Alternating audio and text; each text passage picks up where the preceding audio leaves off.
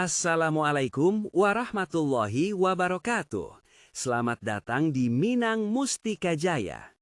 Hari ini kita tidak akan berbicara tentang rendang yang matang atau sate padang yang menggairahkan.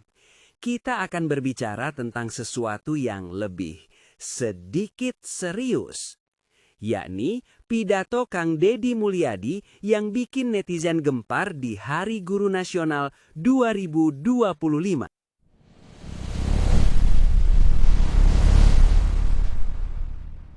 Saya secara pribadi hari ini anak-anak muda, Kak Kuarnas mulai posting.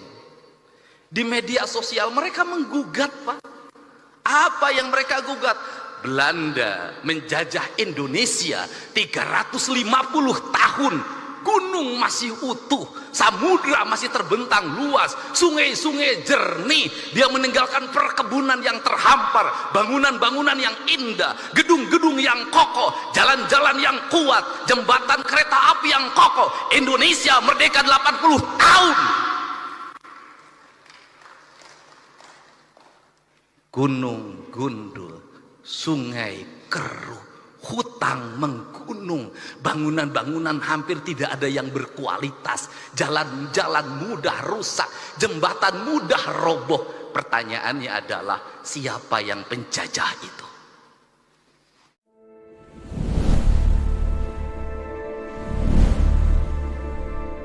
Wah, Kang Deddy, kalimat itu benar-benar seperti tembak jitu yang langsung ke hati. Ataukah ke kepala yang lupa sejarah? Hehe, tenang, kita tidak akan menyalahkan siapa-siapa. Kita cuma mau merenungkan dengan cara yang sedikit menyentil.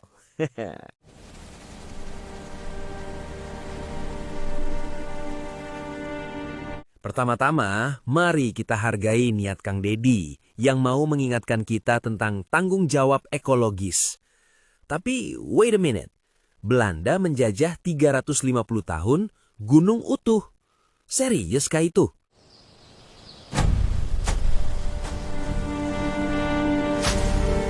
Kita tidak lupakan, selama penjajahan, Belanda juga melakukan eksploitasi sumber daya alam yang cukup keras. Mereka membuka perkebunan besar-besaran, menebang pohon untuk ekspor, dan tidak peduli dengan keseimbangan ekosistem. Cuma, mungkin pada saat itu jumlah manusia lebih sedikit, jadi kerusakannya tidak terasa sebesar sekarang.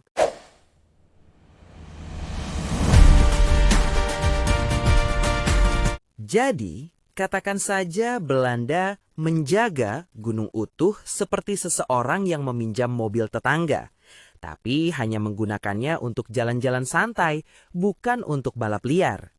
Sedangkan kita, setelah mendapatkan kunci mobil, kemerdekaan, langsung menggeber gasnya sampai mesinnya mau mogok.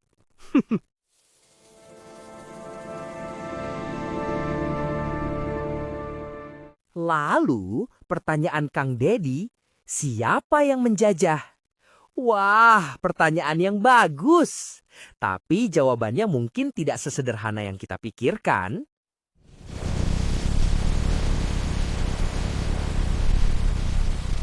Apakah penjajah itu investor asing yang mau bikin pabrik di tengah hutan? Ataukah kita sendiri yang mau bikin rumah di lereng gunung, bikin kebun sayur di kawasan lindung, dan menebang pohon untuk buat kayu bakar?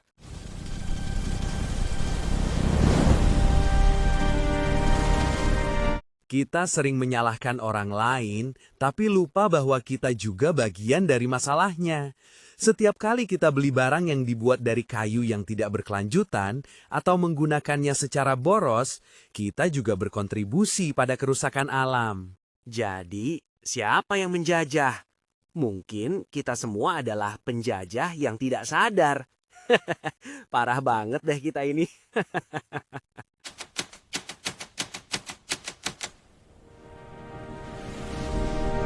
Kalau kita mau ngomong filosofis seperti yang ada di ringkasan, maka penjajahan tidak hanya sebatas kekuasaan politik. Penjajahan juga bisa berupa penjajahan terhadap alam, budaya, dan bahkan diri kita sendiri.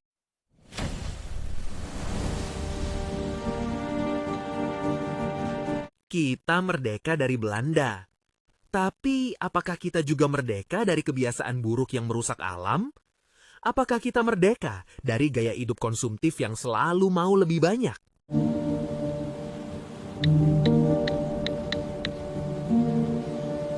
Kang Dedi juga pernah ngomong, jangan ajarin anak pakai HP karena mereka sudah pintar.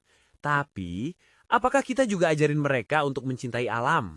Atau cuma ajarin mereka untuk jadi orang yang cuma mau mendapatkan dan tidak mau memberikan?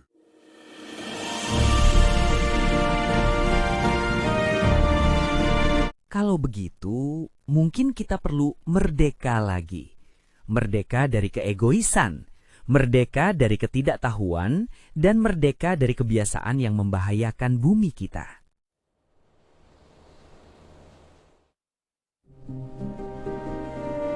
Jadi teman-teman, pidato Kang Dedi memang bikin kita terkejut dan merenungkan. Tapi kita jangan cuma terkejut dan merenungkan, kita harus melakukan tindakan.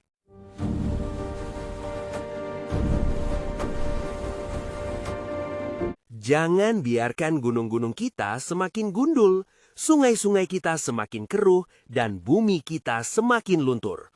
Karena kalau tidak, nanti kita akan menjadi generasi yang menjajah anak cucu kita dengan masa depan yang suram.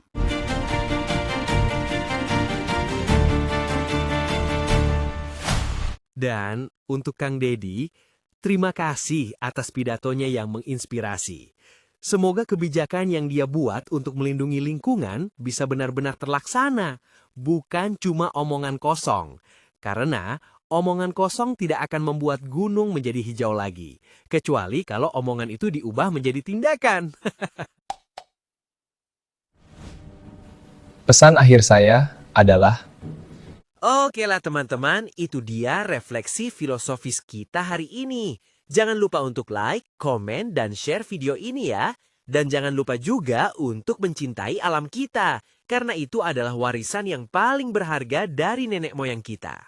Sampai jumpa di video selanjutnya di Minang Mustika Jaya. Wassalamualaikum warahmatullahi wabarakatuh.